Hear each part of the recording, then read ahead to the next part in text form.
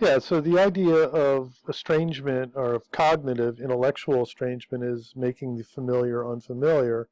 And this, comes at an expense, right? That um, in order to do this, we need to objectify things. We need to abstract the world.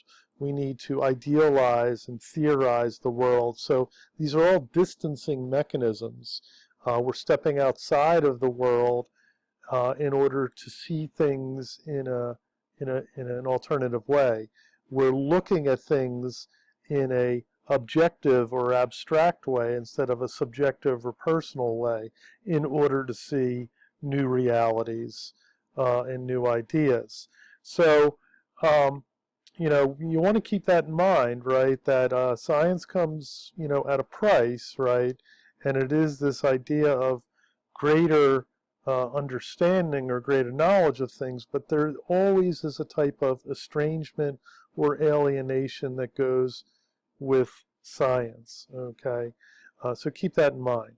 So what is estranged or what is alienated via the process of science? Well, a couple things. Human ego, human identity, the human sense of control, and the human sense of purpose, right? Uh, and the first one, ego, is probably the biggest thing, right? So um, science really sort of pulls the carpet out from underneath us, our human ego, that what we thought we knew, what we thought we were in control of, what we thought we dominated or had some authority of in some way, uh, science is often telling us something else, right? So you want to keep that in mind, that it's this estranging aspect of science is a real shot to things that make us human: our ego, our identity, our sense of control, and sense of purpose.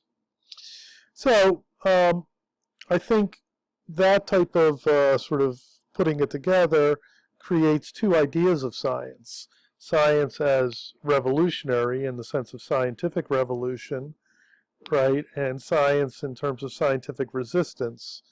So I would say largely up until, the sort of the World War II, um, the classic story of science was an heroic revolutionary one.